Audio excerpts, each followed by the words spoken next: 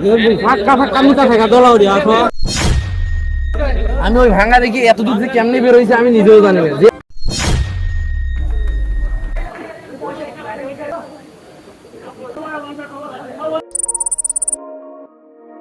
Hello, আসসালামু আলাইকুম। কি অবস্থা সবার? আশা করি সকলেই ভালো আছেন। আলহামদুলিল্লাহ, আপনাদের দোয়া আমি অনেক ভালো আছি।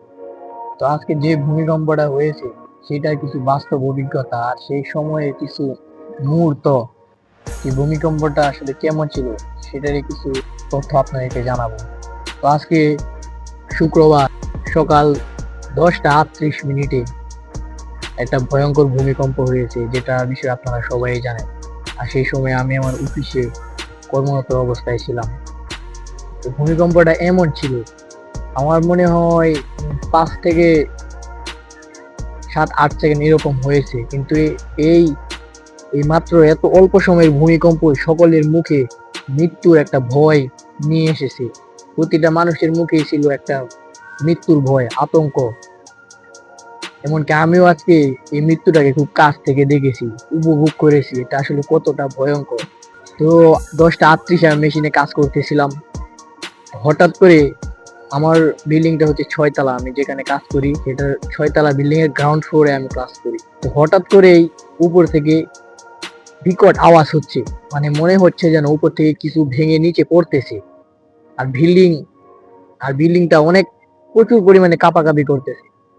তো সেই সময় আমি বুঝতে পেরেছি যে আসলে কি হচ্ছে। তো কাজ টাজ ফেলেই, জুতা টুতা একদম ফেলে দিয়ে, মানে মৃত্যুর ভয় তো সকলেরই আছে, সকলেরই জীবনের ভয় আছে। তো আমিও নিজের জীবন চিন্তা করে দ্রুত আমার কর্মস্থান ত্যাগ করে আমি বাইরে চলে আসলাম। তো আসার পর দেখতে পাচ্ছি সবারই একই অবস্থা, সবারই একই অপিনিয়ন, যে তারা তাদের জীবনে এত কঠিন ভূমিকম্প, এত ভয়ঙ্কর ভূমিকম্প কখনো দেখে নাই। আমি ওই ভাঙা দেখি এত দূর থেকে কেমনি বের হয়েছে আমি নিজেও জানি না। যে একটা দৌড় দিছি, কঠিন দৌড় দিছি। আমি আব্বার লগে কথা কইতেছি, মানে আমি কথা কই নাই নাই না চলে না। আর ওটা গার্মেন্টসের মানুষ থাকলে এটা ভাঙে হয়ে গেল না। তুমি কই আসলা সোনা মিয়া? ভূমিকম্পের সময় তুমি কই আসলা? ওই হ্যান্ডলি বানতে মজা। কিরম কিরম লাগছে তোমারটে? পরে কি হছো? পরে হেমে রাইতারি না হেমে রাখিয়া আলি এমনে লয়া আটটা যাইতার না আর বাইরে চকই দেয়া এই মুখ দিয়া ওই যে বেসিং এ ওরা না বেসিং এর কেটে দেওয়া হইছে। প্রথম ধাক্কাটা যখন দিছে 2-3টা ধাক্কা দিছে না, প্রথম ধাক্কাতে আমি টের পাই আর কি জুতা মুতা হালা এত আমি দেখতাছি আমার মাথা মধ্যে কইরা আমি কি করে বাঁচাইছে যে শব্দটা হইছে তোমার ঘুরা হইরা তাছে দলা হইরা তাছে তুমি পরে যখন দ্বিতীয়বার নাম লড়া দিচ্ছে হাত খাইনি হয় না আমি আমার ওলা আয় আয় ও পর করে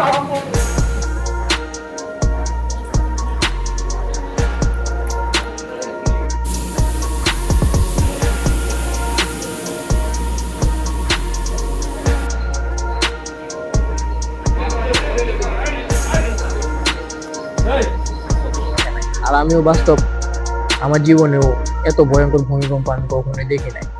তো আল্লাহ তাআলা এত কিছু হওয়ার পরেও সুস্থ রেখেছেন, সেই জন্য আল্লাহর কাছে লাখো কোটি শুকরিয়া। তো আপনারা যে যেখানে আছেন, আপনাদের এলাকার বা আপনাদের কর্মস্থলে ভূমিকম্পের সময় ঠিক কেমন ছিল বা আপনাদের অনুভূতিটা কেমন ছিল অবশ্যই কমেন্টে জানাবেন। এতক্ষণ সাথে থাকার জন্য ধন্যবাদ। সবাই ভালো থাকবেন, সুস্থ থাকবেন। আসসালামু আলাইকুম।